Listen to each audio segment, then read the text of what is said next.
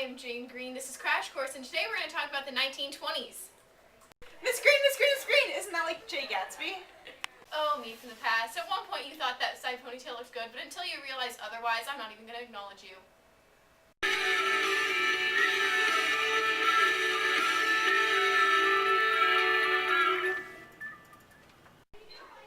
First we're going to talk about Prohibition.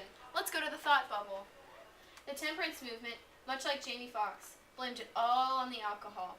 In 1919, the 18th Amendment was added to the U.S. Constitution, which banned the production of alcohol, and went into effect January 16th of 1920.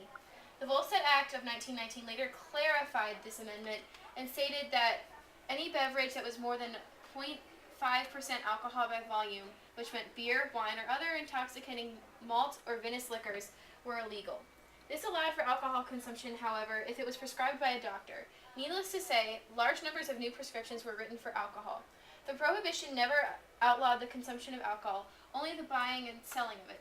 This led to illegal activities like bootlegging, that was the making and distribution of alcoholic drinks. Gangsters would hire men to smuggle rum from the Caribbean or hijack whiskey from Canada to bring it to the U.S. Others would buy large quantities of liquor in homemade stills.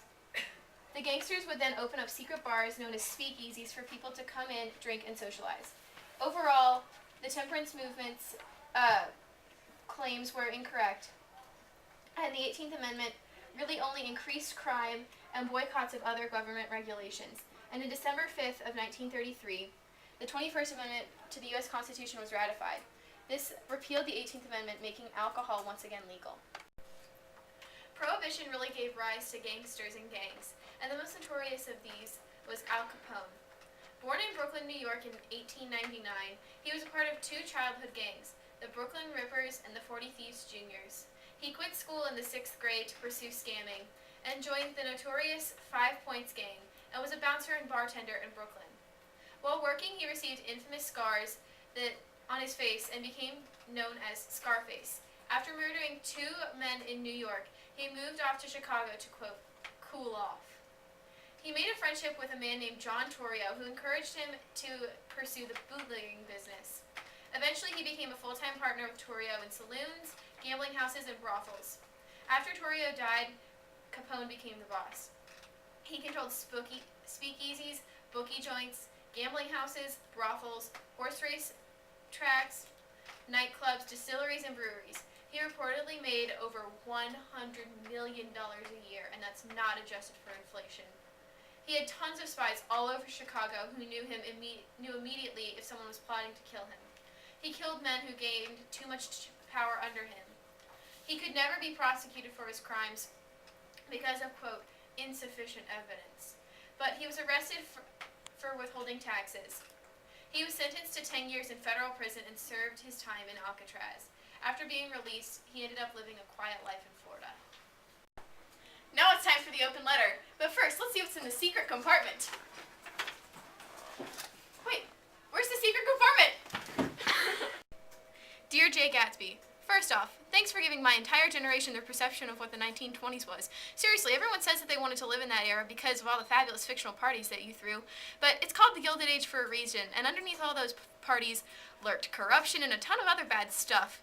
But, thanks for making it look like fun and giving tons of high schools everywhere potential prom themes. Best wishes, Jane Green. Now we're going to talk about fashion in the 1920s. America was very prosperous in the aftermath of World War I, so styles changed to reflect the public's optimistic attitude. Women's clothing changed as their roles in society changed, and they entered the workforce. Some women continued to wear more conservative styles, while other more forward-thinking women made sportswear a new style. Skirts became shorter, with pleats, gathers, and slits to allow women to move more. Low-waisted dresses with fullness at the hemline allowed women to kick up their heels, especially in new dances such as the Charleston. The new woman smoked, drank, danced, and voted. She wore her hair short and wore makeup. The term flapper first appeared in Great Britain after World War I to describe young girls wearing unbuckled galoshes that made a flapping noise while they were walking by. F. Scott Fitzgerald described these girls as lovely, expensive, and about 19. They were giddy, attractive, and unconventional. Their clothing was lighter and trimmed. They replaced traditional pantaloons with corsets and underwear called step-ins. Hems started to rise. Bell-shaped hats called cloches became the style. They carried hip flasks, which was quite a scandalous image at the time. They wore skimpy attire, drove cars, had jobs, and most importantly, were active in urban nightlife. The Roaring Twenties redefined womanhood. A new woman evolved. It became more acceptable to smoke and drink in public. Closer body contact and dancing, shorter hair, makeup, different styles of dress, and greater participation in the workforce all contributed to the new woman. These new men and women had a new characteristic of consumerism. Movie theaters were growing and becoming more popular, and they encouraged leisure activities. Consumer products were more easily spread through the new mass circulation.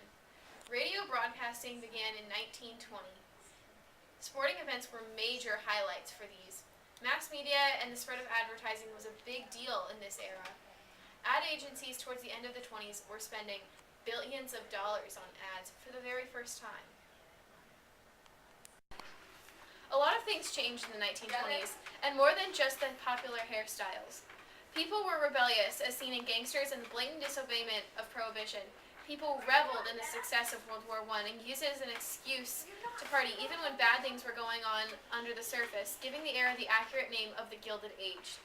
While many people celebrated the good times of the so-called decadence with new music and style, many more were hurt by the collapse of corrupt policy in the 1930s. Were the Roaring 20s really as good as the Gatsby image has portrayed it? Did a little party really never kill nobody? Did a party never kill nobody? Okay. Oh, he's... A lot of bad things were also happening. Jenna, shut up!